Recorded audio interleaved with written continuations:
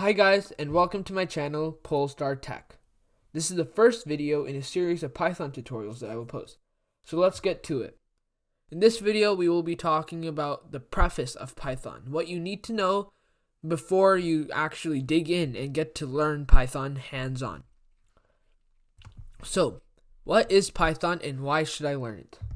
Many of you guys have probably heard about Python at least once in your lives. So what is it? In a nutshell, Python is a programming language and is getting more and more popular by the day. It's also very quick and easy to learn.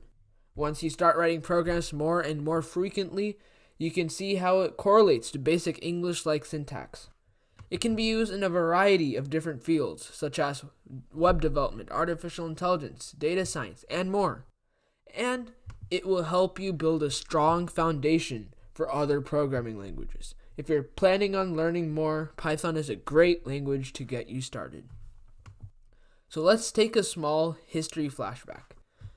The idea of Python was created by Guido van Rossum. Excuse me if I'm pronouncing his name wrong.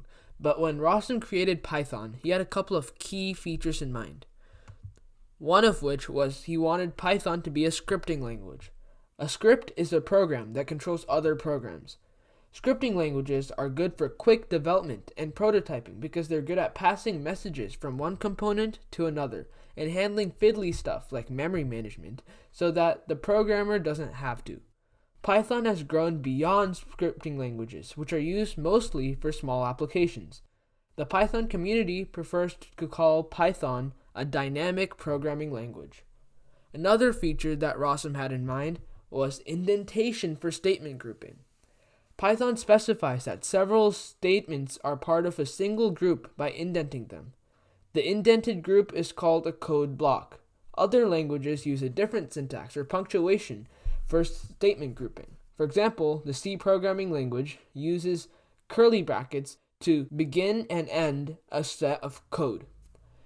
Indentation is considered good practices in other languages also, but Python was the first to enforce indentation. In my opinion, indentation is way easier to read than curly brackets. High-level data types was another key feature.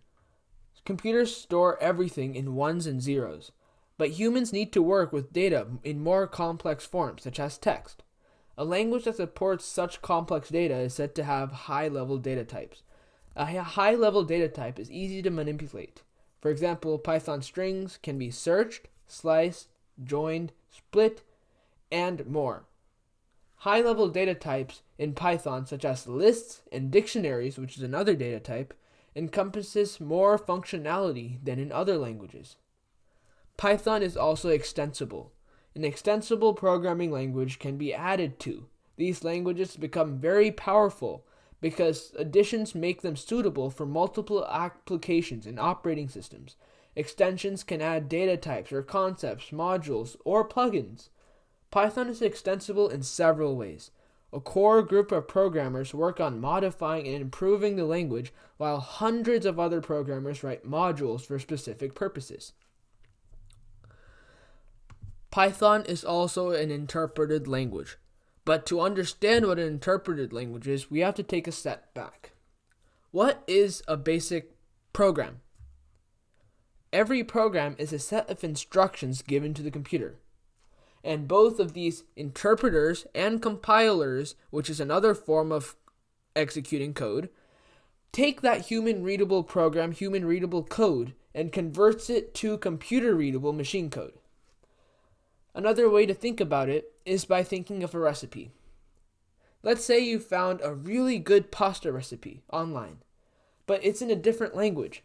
So you take that recipe and send it to someone else, your old friend, who knows the language, and translates the recipe and sends a new translated copy of the recipe to you. We can think of this like a compiler.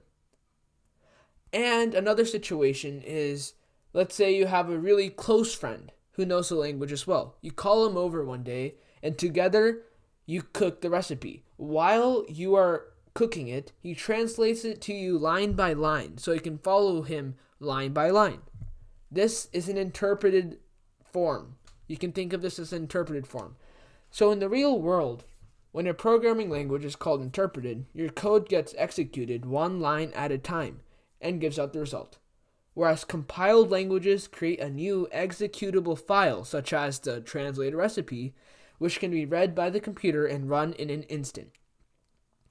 But these terms really don't mean much in the programming world.